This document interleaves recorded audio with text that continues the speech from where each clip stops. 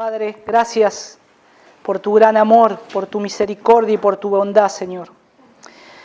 Gracias por que pudimos cantar tu palabra. Gracias, Señor, como te podía expresar, Señor, poder cantar este precioso himno. Eres tan bueno, Señor. Gracias porque tú deseas una relación con nosotros. Te damos gracias, Padre, por cuidar a tus hijos. Y, Señor, te rogamos que ahora al ir a tu palabra podamos ser edificados y alentados. Ayúdame, Señor, te pido una vez más, en el nombre de Jesús. Amén, amén. El discipulado de unos a otros. Ese es el título del sermón de hoy. El discipulado de los unos a los otros. ¿Vieron que hemos estado viendo en todo este tiempo los mandamientos de unos a otros? ¿Qué tenemos que hacer unos a otros? Y ponerlo por práctica. Y a lo largo de todo este tiempo, hasta el día de hoy, hemos visto que lo hemos tenido que poner en práctica.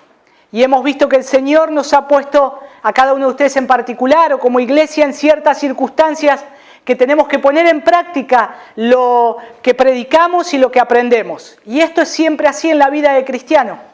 Cada vez que abrimos su palabra, cada vez que conocemos al Señor, siempre es bueno conocerlo, siempre es bueno estudiar su palabra, ver lo que dice, pero en un momento siempre, a cada momento de nuestra vida, vamos a tener que poner en práctica todo aquello que nosotros decimos amén a su palabra.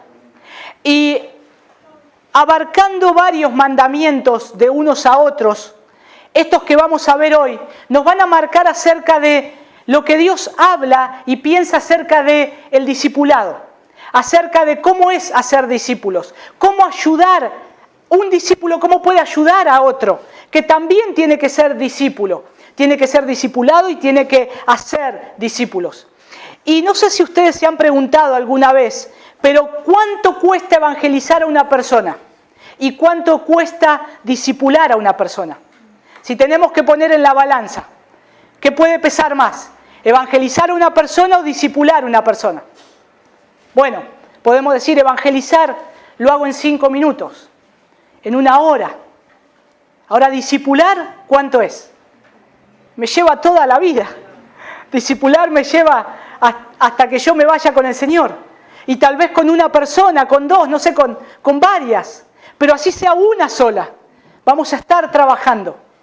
Y tal vez nosotros podamos tener algunos conceptos de evangelizar y tal vez de discipular. Y si bien estas dos cosas son tareas de aquellos que trabajan en la obra del Señor, no solamente tareas de los pastores hacer esto, porque a veces se ha pensado que es solo tarea de ellos. Evangelizar y discipular, bueno, están para eso, para que prediquen y venga gente y que después esa gente que viene la atiendan ellos. No sé si están así como dice la palabra de Dios. No sé, vamos a ver. ¿Qué dice la Biblia al respecto? Y sobre el tema principal del mandamiento de Jesús que Él nos dejó, si ustedes buscan ahí en Mateo 28, pasaje súper conocido, se habla mucho en las misiones de este pasaje, Mateo capítulo 28, del 19, o el 19 y 20 podríamos leer. Dice así la palabra del Señor. Id, pues, y haced discípulos de todas las naciones, bautizándolos en el nombre del Padre, y del Hijo y del Espíritu Santo, enseñándoles a guardar todo lo que os he mandado. Y aquí yo estoy con vosotros todos los días hasta el fin del mundo. Y acá Jesús se refiere a sus discípulos, que hagan discípulos. Y dice bautícenlos, bautizándolos. Pero a su vez dice no solamente que hagan discípulos, que los bauticen. ¿Qué tenían que hacer? En el versículo 20, la primera palabra, enseñarles. Enseñándoles y enseñar a los discípulos a arrepentirse y someterse a la autoridad de Jesús, el Señor reinante de este mundo. Y es lo que Jesús les estaba diciendo. Era lo que ellos tenían que hacer. Y al abordar este tema que continuamos de mandamientos de los unos a los otros, vamos a observar cómo todos los cristianos Los que son llamados a ser discípulos de Cristo deben enseñar de la misma manera que Jesús hizo con sus discípulos. De la misma manera. Y este mandamiento nos lleva a enseñar a otros y también a obedecer los mandamientos del Maestro. Hermanos, este es un mandamiento del Señor. Hay una orden, ir y hacer discípulos. Y a veces, ¿saben qué pasa? Recordamos todos los mandamientos que el Señor dice en su palabra y olvidamos este mandamiento. Podríamos decir que este es el mandamiento olvidado, de ir y hacer discípulos. Y vamos a ver un poco también por qué. Y quiero dar crédito un poco a, cuando estuve preparando esto, a un excelente escrito que me ha apoyado en una parte, en esta enseñanza, y es un libro que se llama El enrejado y la vid. El enrejado y la vid. Sus autores son Colin Marshall y Tom Pine. Es muy bueno, habla acerca del discipulado. ¿Y por qué tomé esto? Porque en uno de sus capítulos sugiere esta pregunta. El título es El enrejado y la vid. Así que ustedes ya se deben imaginar a qué me estoy refiriendo. Si ustedes han tenido una casa o tienen una casa que tiene una parra, por ejemplo, de uvas, ¿cómo se sostiene esa parra? Hay un palo, tiramos alambre, hilo, lo que sea, para que ese árbol comience a treparse. O tal vez algunos tienen algunas plantas trepadoras que van trepándose por la pared. Y cuando ven que se está cayendo, le ponen alambres de un lado a otro, le hacen un enrejado para que esa planta vaya creciendo, porque tiene nutrientes la tierra y porque busca crecimiento y necesita una guía. Entonces, este libro básicamente se basa en el discipulado con esta imagen, de que en la iglesia del Señor hay un enrejado y hay una vid. Hay un enrejado y hay una vid. Y como la iglesia es una combinación de enrejado y vid, o sea, podemos decir que es una planta. ¿Qué necesita la planta? La vida es la iglesia. ¿Qué necesita la planta? Necesita cuidado, necesita abono, necesita fertilizarse, necesita agua, necesita toda esa clase de cuidados. Y la tarea de la iglesia, en este caso podríamos decir que es predicar el Evangelio, cuidar de la gente que se convierte, que cambie y que alcance una mayor madurez en el Evangelio. Esa sería la vid. Ese sería el trabajo que hay que hacer. Cuidando esa planta, guardándola. Y el enrejado entonces, ¿qué sería? Y el enrejado es un tipo de apoyo o una estructura para que vaya esa vid. Es una obra hecha por alguien, construida. El hombre no construye la vid. El hombre no construye ni la tierra ni la semilla. El hombre se encarga de darle a esa vid una estructura donde seguir para que pueda crecer correctamente. Entonces, ¿cómo es ese enrejado? Porque el enrejado también necesita dedicación y mantenimiento. O sea, la vid necesita también mucho cuidado y ayuda, pero no se puede focalizar todo en el enrejado y descuidar la vid. Poner a acomodarse cada hilo, cada alambre y descuidar que nuestra planta se muera. Entonces, si lo llevamos a la iglesia, no podemos estar mirando solamente la estructura y dejar que los hermanos se mueran, dejar que mi hermano se muera. Entonces, debemos prestar atención a estas cosas. Entonces, ¿por qué en la iglesia muchas veces se ocupa más en el enrejado que de la vid? ¿Por qué? Sabiendo que no se puede descuidar una de ellas, porque ambas cosas son importantes. Entonces, ¿quién va a hacer el trabajo? Y ocuparse del enrejado, de la estructura, ¿qué pasa? Es mucho más fácil. Es mucho más fácil acomodar los alambres, poner 2 tornillos, tirar un alambre, otro, o meter una pérgola contra la pared. Pero cuidar de la planta lleva meter las manos en la tierra, lleva tener que rasparse, tener que cortarse, lleva tener que estar observando constantemente los cambios que hay en esa planta. Lleva tener que ver si hay algo que ataca la hoja y cómo lo combato. Y entonces tengo que ver, mirar, estar, observar. El enrejado, sin embargo, le tiendo las líneas y ya está, me olvido. Me voy, descanso. Y en la iglesia a veces se ha focalizado en prestar más atención a las estructuras que al discipulado, que al cuidado de la planta, Y es a lo que estos autores también apuntan.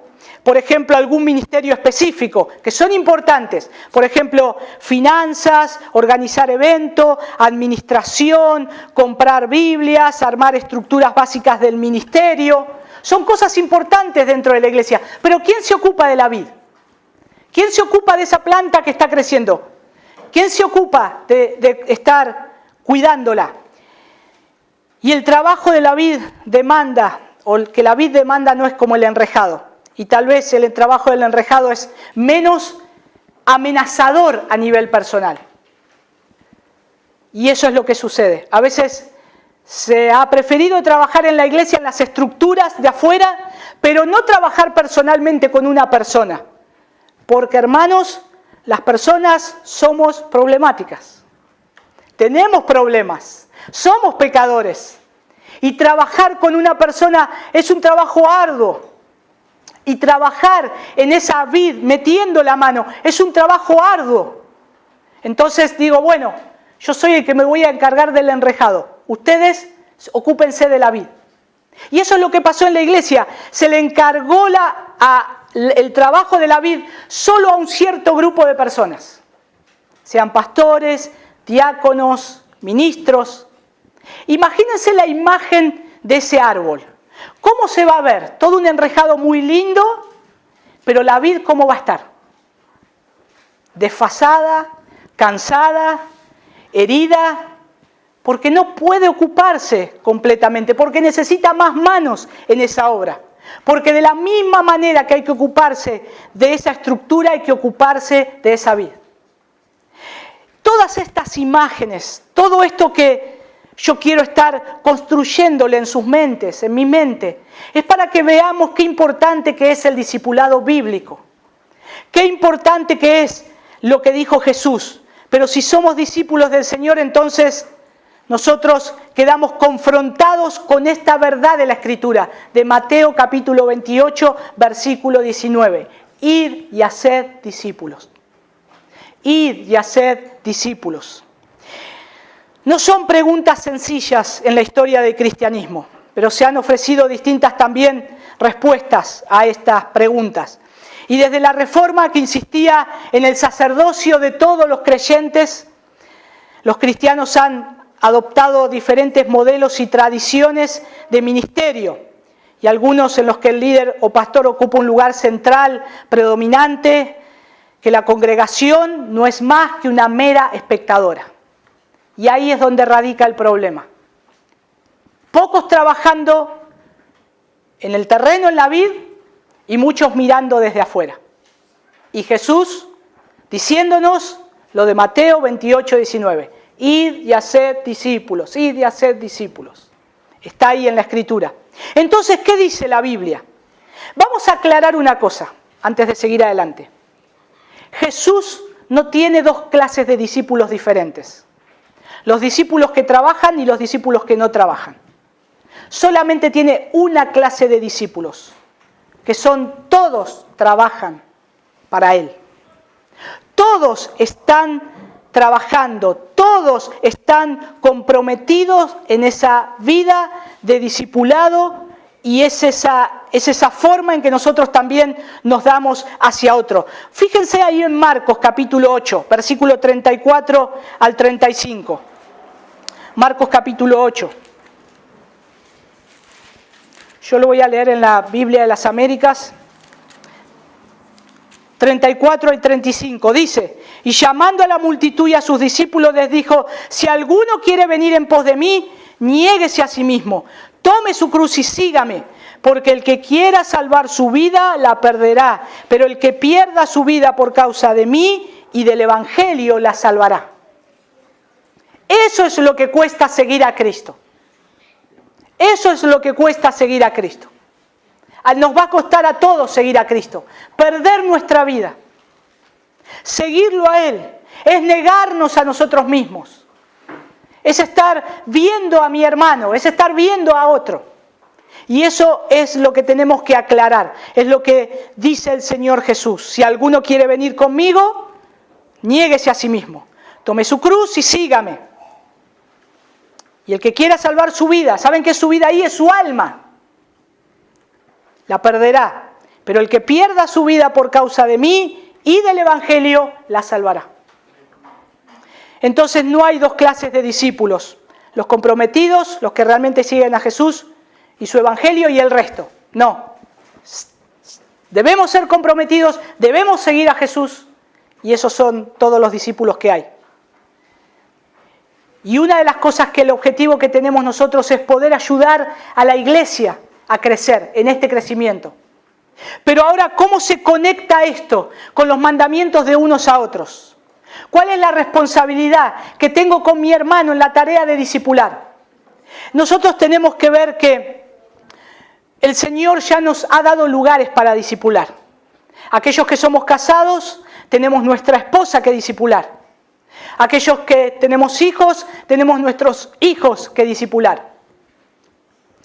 Y aquellos que ya tienen hijos grandes, casados, bueno, tienen nietos que discipular, aunque no es su tarea primaria. Pero también hay otra clase de gente para discipular. Pero el mandato de Jesús sigue siendo ir y hacer discípulos a todas las naciones. No nos olvidemos. Entonces yo tengo que ver mis prioridades y sin descuidar mis prioridades, ir y hacer discípulos. Y la iglesia necesita ese trabajo. ¿Pero qué esto que va a hacer? ¿Es cansador? Sí, es cansador. Y ahí está lo que dice Marcos. Negarnos a nosotros mismos. No es fácil. Tenemos que morir a muchas cosas, a muchas comodidades tal vez. Pero estar pensando que mi hermano que recién comienza en el Evangelio necesita crecer en la gracia del Señor. Necesita crecer en la gracia del Señor. Entonces la iglesia va a proveer una estructura para poder, un enrejado para poder ayudarles. ¿Cuál es? Mira, acá tenés un libro de discipulado. Mira, acá tenés este libro que a mí me ayudó para evangelizar y discipular. Dáselo. Y ahí se va construyendo el enrejado. Pero eso hay que dárselo a la vid. Y ahí están las tareas, van juntas, de la mano. Y es lo que tenemos que tener en mente siempre. Ahora, hay uno de los mandamientos que nos dice Efesios capítulo 5, versículo 21. Les recuerdo que los textos para memorizar de los versos espada del domingo anterior y de este domingo, el domingo anterior era Efesios 5, 29. Y este domingo nos tocaba 4, 29. Y este domingo nos tocaba Efesios 4, 31 y 32, ¿no es cierto? Y tiene que ver con esto que vamos a ver un poco. Efesios capítulo 5, versículo 21, ¿lo tienen ahí? Dice, sometiéndonos unos a otros en el temor de Cristo. Y ahí está como nosotros, aquellos que tenemos que hacer discípulos, pero aquellos que estamos mirando dentro de la iglesia, ¿dónde hay trabajo en la vid para estar cuidando, para estar ayudando? Bueno, una de las cosas que tenemos que hacer es someternos los unos a los otros en el temor de Cristo. Y el verbo que Pablo utiliza acá, cuando está diciendo a someternos, es hipotazomenoi. Hipotazomenoi. No es como otros términos que es jupotazo en ese texto, sino que en este texto lo que expresa es una idea de subordinación y amor a otros. Es una idea de subordinación, en amor los unos a los otros, pero en la base de ¿quién? ¿Y de quién? En el respeto a Cristo. Por eso dice, someteos unos a otros en el temor de Cristo. Sométanse por amor. ¿Pero por amor a quién? A Cristo. Entonces, si yo hago algo, es porque estoy pensando en Cristo. Si yo pienso o tengo que hacer algo para mi hermano, estoy pensando en Cristo primeramente. Y estoy teniendo ese temor a que Él es un Dios santo y poderoso y que ese hermano fue comprado por su sangre. Puedo dar Un ejemplo tal vez algo práctico. Yo tengo a mi hijo y está mi hija. Y mi hija hace algo desagradable a mi hijo. Y yo estoy ahí mirándolos. Y mi hijo quiere agarrar y golpear a su hermana. Pero yo le digo, no la toques. No la toques, yo me voy a encargar. Y él se frena. Y él tiene ganas de hacerlo. Pero él dice, bueno, está bien. No lo voy a hacer. No la quiero lastimar. Pero me someto por tu autoridad. Me someto porque vos me estás diciendo que no la toque. Que no haga esto. Y podemos ver una imagen parecida hacia acá. Nosotros ayudando a otros, sometiéndonos en amor, pero mirando a Cristo. Nuestra carne, hermanos, no quiere hacerlo. Mi carne no quiere ayudar a otros. Mi carne no tiene ganas de perder una hora de siesta para ir a darle el discipulado a alguien. No tiene ganas. Pero tengo que mirar a Cristo y tengo que estar mirándolo a Él y tengo que ver que es por causa del temor que tengo hacia Cristo y también porque cada uno de nosotros estamos subordinados también a ese hermano. Por eso yo me tengo que someter. Por eso yo me tengo que someter a mi hermano, porque también es la manera de ser corregido en algún momento, aconsejado, evaluado. Y es algo práctico. También podemos ser animados, exhortados, siempre apoyándonos en su palabra. Y ahí está este mandamiento que el Señor nos marca en su palabra de someternos los unos a los otros. Y en esta subordinación no solo rendimos cuenta ante el Señor, sino también ante los miembros de su cuerpo. Y eso forma parte del discipulado. Y acá se encuentra cómo es el comportamiento del cristiano. Acá se ve cómo es el comportamiento del cristiano. También nos sometemos a Dios, porque nuestra sumisión mutua ¿es en qué? En el temor a Dios. En el temor a Dios. Y aquellos que están verdaderamente sujetos a Jesucristo no encuentran dificultades en someterse también unos a otros. Si yo tengo un problema de cumplir estos mandamientos de unos a otros, yo tengo que evaluar cuánto conozco a Cristo. Si verdaderamente yo amo a Cristo. Porque siempre en estas cosas el Señor nos lleva como Cristo lo hizo. Como Cristo lo hizo con vos. Tenés que hacer esto, como Cristo os perdonó. Tenés que someterte por temor al Señor. Siempre lo vemos a Él. No podemos perder de vista nunca la cruz de Cristo. No podemos perder de vista nunca su cruz. Y esto tiene conexión también con el contexto de este pasaje de Efesios capítulo 5, que viene del 18 al 21. Ese sería el contexto correcto. Entonces, nosotros podemos ver que tales son los sanos resultados de qué hablando en el contexto. Habla de la llenura del Espíritu. Habla de no os embriaguéis con vino. Y habla de la llenura del Espíritu. Pero al hablar de la llenura del Espíritu siempre se han dividido esos pasajes. Seamos llenos del Espíritu, ahora todos. Y oremos para ser llenos del Espíritu. Y Pablo está diciendo, aquel que es lleno del Espíritu se va a poder someter a su hermano. Va a poder hacer esto. Porque lo está haciendo con el temor a Cristo. Entonces, nosotros queremos ser llenos del Espíritu Santo. Gloria a Dios. Podemos orar. Podemos clamar, Señor, envía avivamiento. Lléname, Señor, de tu Santo Espíritu.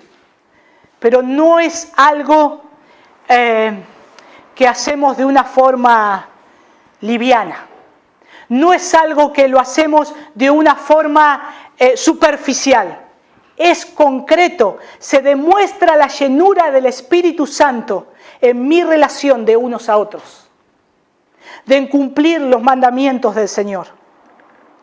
Yo puedo decir que puedo hablar en muchas lenguas, que estoy lleno del Espíritu Santo, que hay unción en mi vida, pero si no ayudo a mi hermano, si critico a mi hermano, si no me someto a él, es una mentira. Porque lo digo yo, no, porque lo dice Pablo acá. Esta es la característica de un hombre lleno del Espíritu Santo. Puede llegar a hacer estas cosas. Someterse unos a otros. Someterse unos a otros. Y en resumen, los cristianos llenos del Espíritu aman a Dios y se aman unos a otros, lo cual no resulta sorprendente, ya que el primer fruto del Espíritu, ¿cuál es? El amor. El amor. No perdamos de vista nunca eso. Si perdemos de vista el amor, perdemos todo. Perdemos todo. No perdamos de vista el amor que tenemos que tener. Otra de las cosas para hacer en el discipulado, y un mandamiento también, Colosenses capítulo 3, versículo 16.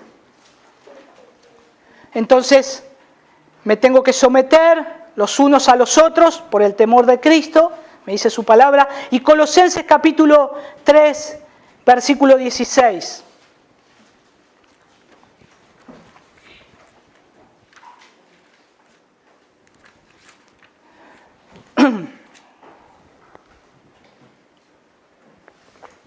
Dice que la palabra de Cristo habite en abundancia en vosotros, con toda sabiduría, enseñándonos y amonestándonos unos a otros, con salmos, himnos y canciones espirituales, cantando a Dios con acción de gracias en vuestros corazones.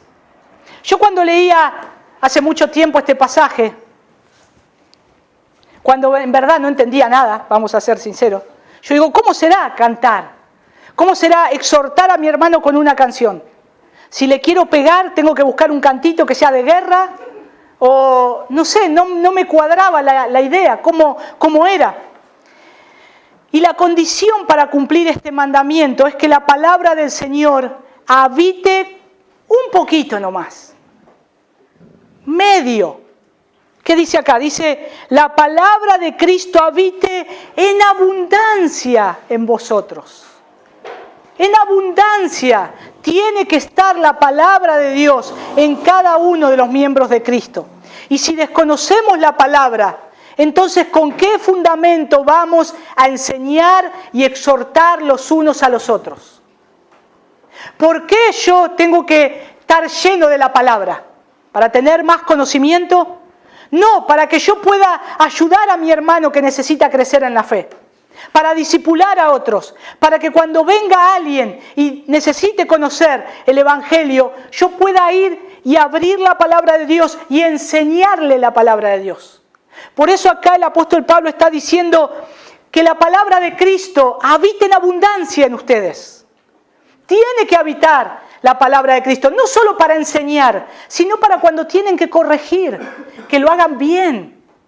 Y porque también es bueno delante del Señor. Si nosotros tenemos en cuenta esto, si hacemos una conexión de esto con Efesios capítulo 5, versículo 18 al 21, que habla de para ser llenos del Espíritu Santo, no os embriaguéis con vino, sino que seamos llenos de su Espíritu, para someternos unos a otros, también tenemos que ser llenos del Espíritu para aprender la palabra de Dios. También tenemos que ser llenos del Espíritu para aprender la palabra de Dios. O sea, nunca debemos separar al Espíritu y la palabra. No se puede separar. Obedecer la palabra y recibir al Espíritu son virtualmente acciones idénticas. Idénticas. Cuando la palabra de Dios abunda en los miembros, puede ocurrir las siguientes situaciones. Las enseñanzas y exhortaciones que se dan los unos a los otros son mandamientos humanos transformados en doctrinas bíblicas. Y nosotros vemos que si desconectamos estas cosas podemos caer en pecado. ¿Se acuerdan cuando ahí en Marcos capítulo 7, versículos 6 al 8, Jesús les responde a los fariseos? Y ahí Jesús les dice, hipócritas, bien profetizó de vosotros Isaías, como está escrito, este pueblo de labios me honra, mas su corazón está lejos de mí. Pues en vano me honran, enseñando como doctrinas de mandamiento de hombres, porque dejando el mandamiento de Dios, os aferráis a la tradición de los hombres, los lavamientos de los jarros y de los vasos a beber, y hacéis otras muchas cosas semejantes. Cuidado, hermanos, Jesús llama a estas actitudes farisaicas, o dice más fuertemente hipócritas. Por eso tenemos que ver y no estar separando lo que es la palabra de Dios con ser llenos del Espíritu de Dios.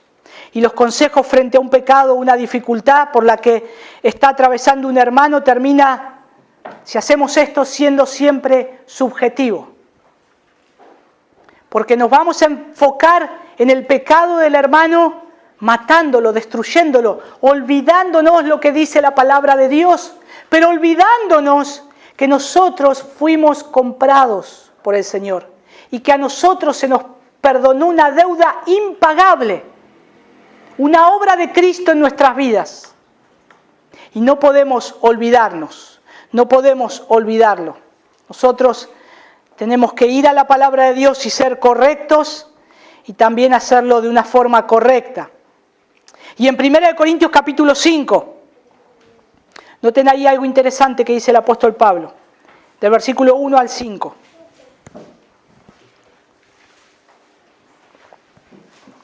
Él tiene que corregir a la iglesia, a los corintios, y dice, en efecto se oye que entre vosotros hay inmoralidad. Pablo está diciendo, hay inmoralidad. Y una inmoralidad tal como no existe ni siquiera entre los gentiles, al extremo de que alguno tiene la mujer de su padre.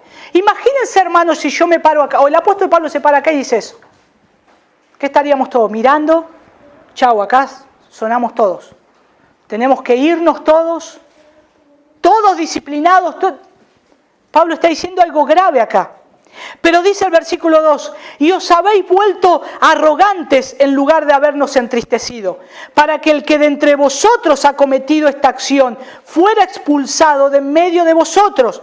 Pues yo por mi parte, aunque ausente en cuerpo, pero presente en espíritu, como si estuviera presente, yo he juzgado al que cometió tal acción. En el nombre de nuestro Señor Jesús, cuando vosotros estéis reunidos y yo con vosotros en espíritu, con el poder de nuestro Señor Jesús, entregad a ese tal a Satanás para la destrucción de su carne, a fin de que su espíritu sea salvo en el día del Señor Jesús. Fíjense, hermanos, que cómo se tiene que hacer esto.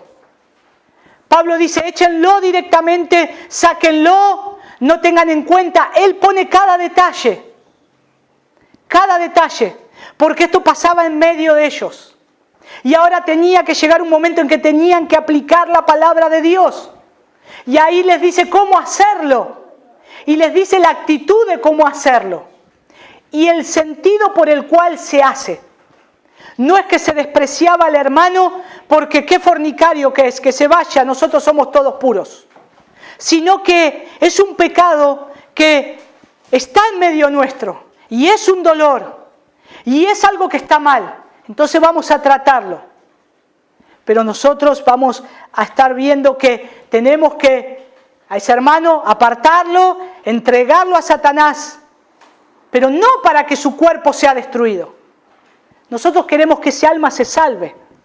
Nosotros lo amamos y queremos que sea salvo. Y a veces al quitar estas cosas del lugar, cuando tenemos que enseñar o exhortar, nosotros olvidamos parte de la palabra de Dios. Y enseguida nos vamos a, como decimos, a cortar cabeza, a matarlo. Entonces tenemos que ver. Dice la palabra de Dios, hay que hacerlo. Pero hagámoslo con la actitud correcta. No nos olvidemos el mandamiento principal, ¿cuál era cuando comenzamos? Amarnos unos a otros, como Cristo nos amó. No podemos dejar eso de lado. Y el apóstol Pablo, cuando estuvo 2 años enseñando en Éfeso públicamente y en las casas, lo hizo de manera completa. No se guardó nada del Evangelio para sí mismo, sino que anunció todo el consejo de Dios. Todo el consejo de Dios. Pablo lo dijo.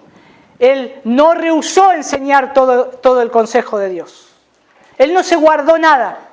Él expuso todo. Y así es de la misma manera que nosotros tenemos que estar enseñando y animando y exhortando y discipulando con la palabra de Dios. De la misma manera.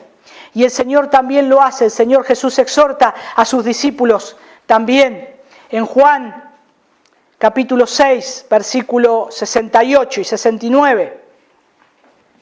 Le dice, respondió Simón Pedro, Señor, ¿a quién iremos? Tú tienes palabras de vida eterna. Y nosotros hemos creído y conocemos que tú eres el Cristo, el Hijo del Dios viviente. ¿A quién vamos a ir? Él solamente tiene palabras de vida eterna. Él solamente nos puede estar guiando y ayudando y edificándonos por medio de su palabra. Entonces, someternos unos a otros es parte del discipulado. Ser llenos del Espíritu y aprender la palabra es parte del discipulado también, para que podamos enseñar y exhortar a otros. Fíjense en qué importante es aprender la palabra de Dios, pero hay otras cosas más. Primera de Tesalonicenses capítulo 5, versículo 11.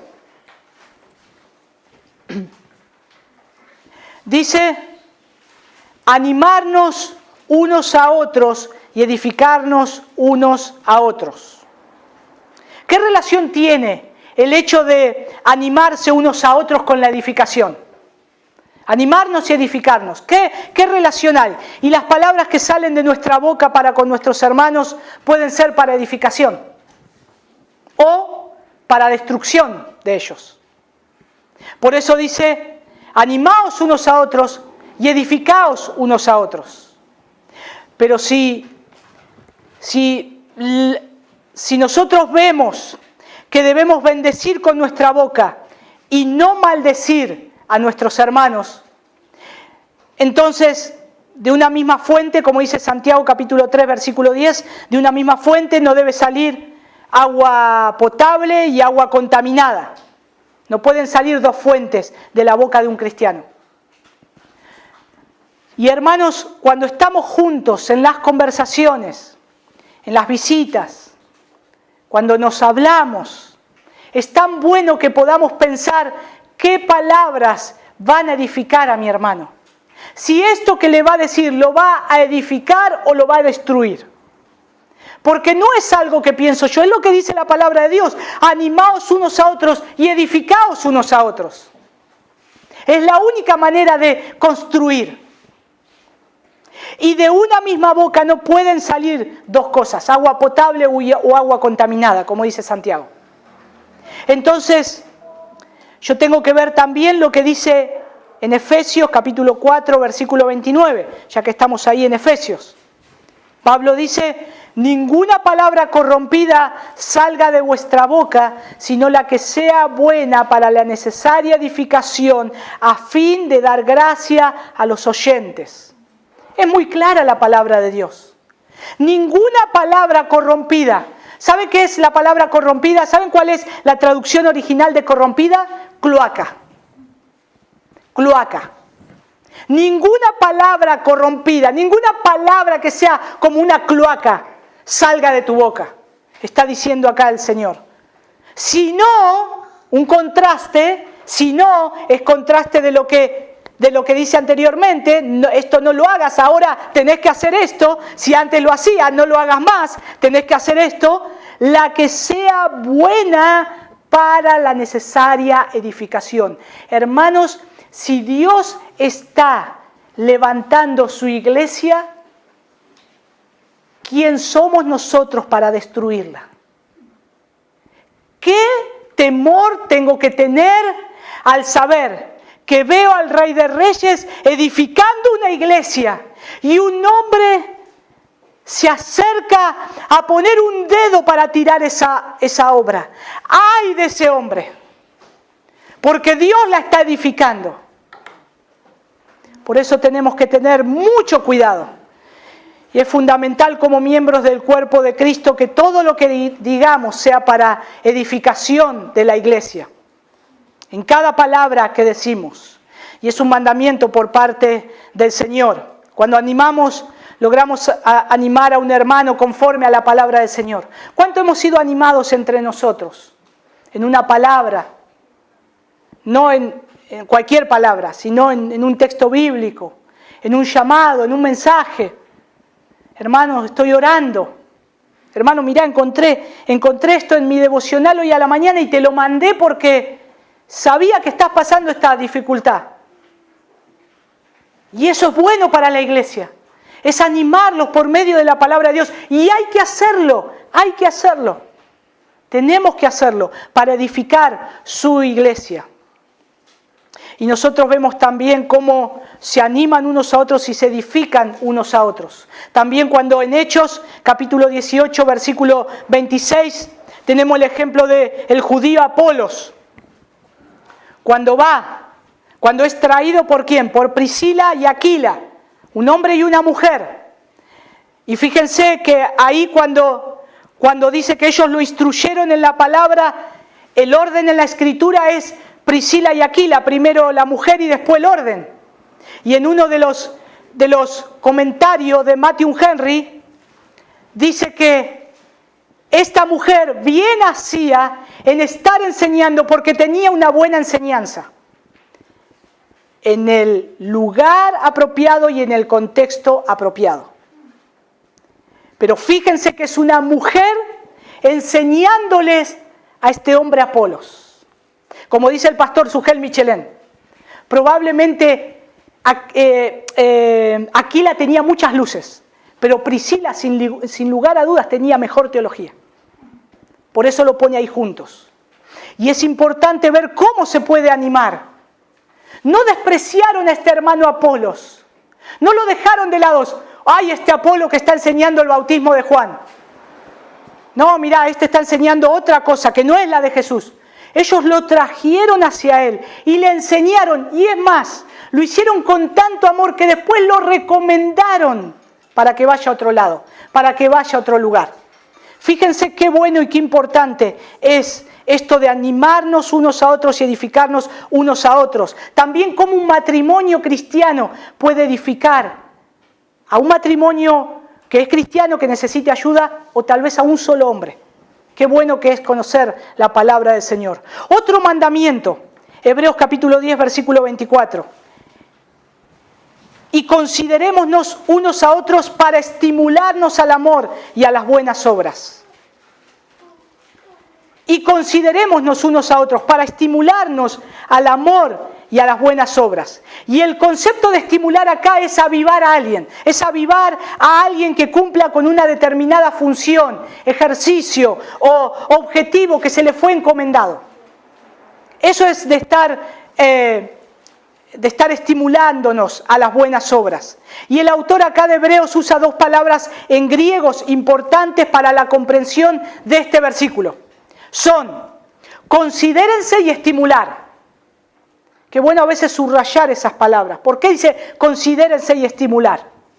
Porque considérense significa presten atención. Presten atención. Y estimular significa incitar fervientemente. O sea, lo que nos está diciendo es, presten atención entre unos y otros. Mírense entre ustedes. Mírense entre los hermanos. Préstense atención. Y incítense fervientemente. ¿A qué? A las buenas obras. ¿Cuál es el propósito? A las buenas obras. Y eso es lo que nos dice este mandamiento, estimularnos unos a otros. Y eso es discipulado. Estimular al hermano en medio de la lucha, en medio de la adversidad. Estimularlo por medio de la palabra. Y estar trabajando, prestar atención, incitar fervientemente a los hermanos al amor y a las buenas obras. No nos olvidemos de esto, hermanos. Siempre recordémonos. Es tarea de todos nosotros recordarnos. No te olvides del amor y las buenas obras. No te olvides. Y eso es lo que Pablo quiere decir en este texto. Y por último, un último mandamiento de esto, de estar también animarnos los unos a nosotros. Alentaos o confortaos también los unos a los otros. Está ahí en 1 Tesalonicenses capítulo 4 versículo 18.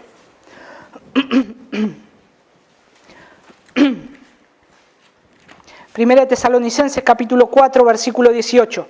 Por tanto, confortaos unos a otros con estas palabras.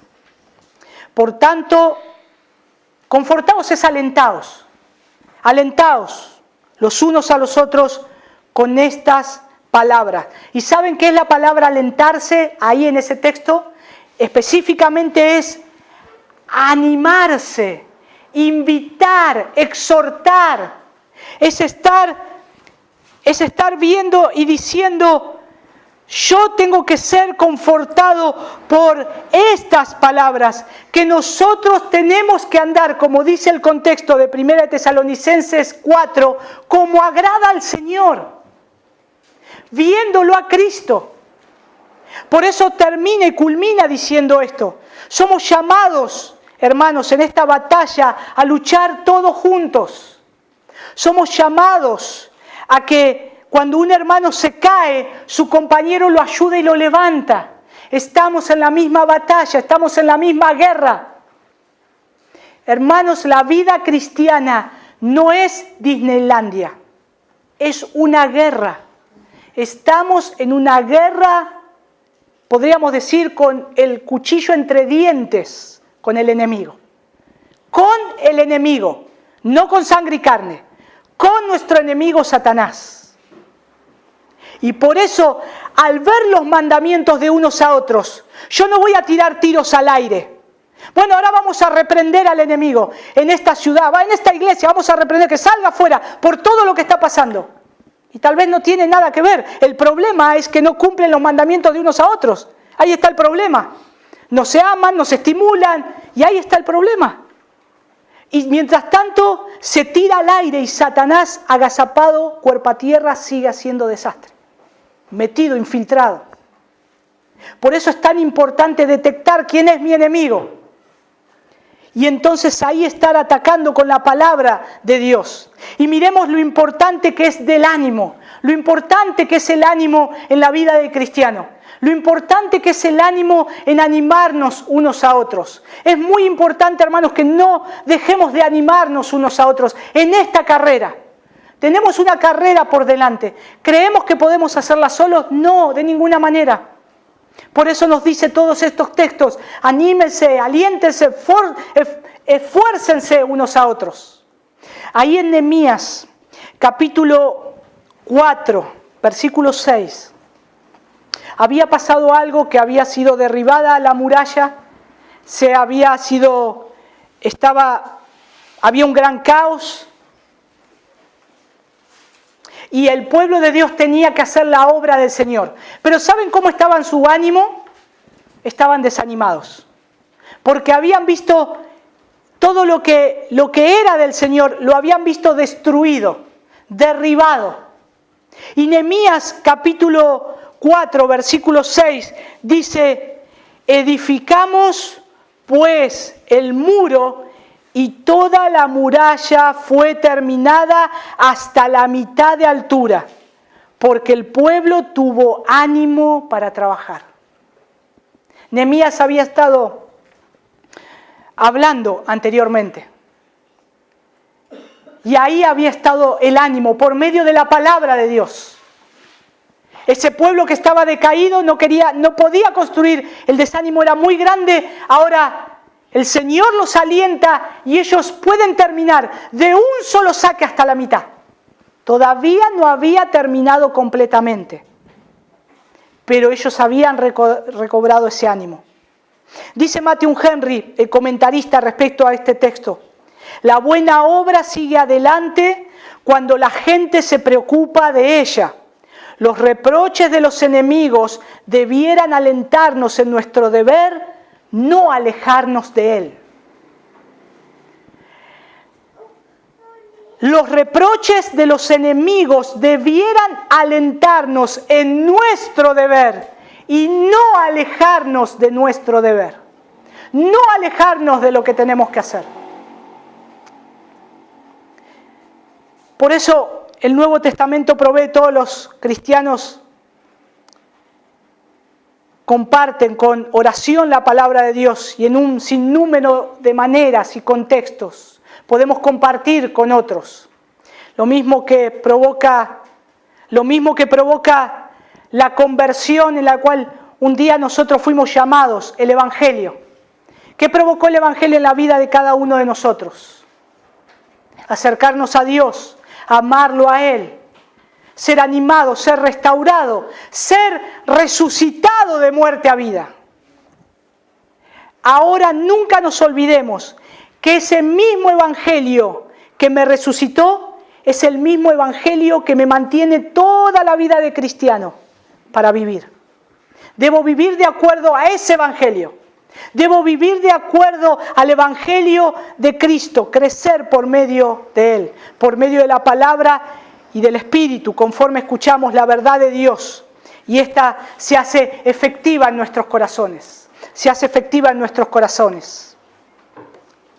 Sería un buen tiempo para meditar esto, de buscar a ver a quién tengo que discipular. Sería un buen tiempo de meditar, a ver si el Señor me da un mandamiento de ir y hacer discípulos. ¿A qué discípulo estoy haciendo yo? ¿A cuántos estoy discipulando? No digo por cantidad, sino que diga uno solo. Busquemos. Tal vez dentro de nuestra casa no estamos discipulando a nuestros hijos, no estoy discipulando a mi esposa. Tal vez acá adentro hay alguien que necesita conocer más la palabra de Dios y necesita que ese trabajo esa parte de la vida se necesite trabajar. Y tal vez nosotros no llegamos, todavía no llegamos. Queremos llegar, pero estamos ocupados en esto y no podemos. Y tal vez sea necesario. ¿A quién podemos discipular? Y cómo entre nosotros, a medida que estamos siendo discipulados, cómo nos podemos alentar a permanecer fuertes entre nosotros, en los hogares, como padres, como hijos. O cuando también respondemos con amabilidad y respeto, si nos preguntan por la esperanza que hay en nosotros. Cómo nosotros contestamos, cómo compartimos el Evangelio con otros. Ahora tenemos la verdad y se la tiramos por la cabeza al otro, lastimándolo. Tengo tanto conocimiento de la palabra que a este lo voy a dar vuelta y así como una toma de karate, ya un torniquete y lo doy vuelta. No es para eso la palabra de Dios, hermanos. Jesús no lo enseñó así. Los discípulos no lo enseñaron así, de esa manera. Vuestras palabras sean sazonadas con sal. ¿A fin de qué? De dar edificación a los oyentes. Examinémonos. ¿Salen palabras amargas siempre? Esto no quiere decir que comprometamos la verdad de la Escritura. Todo hombre tiene que conocer a Cristo y tiene que conocerlo y tiene que arrepentirse de sus pecados. El punto está, cuánto yo conozco de la palabra y cómo lo digo. Y si me considero a mí mismo, como el Señor un día a mí me salvó, como el Señor un día a mí me perdonó. Nos parece a veces esto demasiado radical y es acaso una tarea demasiado agotadora. Hermanos, estas son las características de la vida cristiana normal. Si parece que esto es agotador, esto es normal en la vida de cristiano. No estamos haciendo algo extra. No tenemos por qué jactarnos, lo tenemos que hacer. Hay que hacerlo. Vamos a orar. Padre, te damos muchas gracias por tu palabra. Gracias, Señor, por estos mandamientos que nos llevan a considerar el mandamiento de ir y hacer discípulos. Que lo podamos hacer con estas características, Señor. No olvidando lo que tú nos has hablado. No quitando de vista el amor. Señor, te rogamos que nos edifiques, que nos guardes. Te rogamos, Señor, que el amor fluya entre nosotros, Señor. Pero porque hemos descubierto o hemos entendido que es ese amor que ha sido derramado en nuestros corazones por tu Hijo Jesús. Ayúdanos, Señor. Ayúdanos a tener compasión. Señor, entendemos que si queremos ser llenos de tu Espíritu Santo, tenemos que ir a tu palabra, Señor. Si queremos vivir una vida plena y un avivamiento en nosotros, Señor, oh Dios, danos un avivamiento en nuestras vidas y que se pueda demostrar en los hechos, que se pueda demostrar en estos mandamientos de unos a otros. Gracias, Señor. Ayúdanos a vivir y pensar para tu gloria y para el avance de tu reino. En el nombre de Jesús. Amén.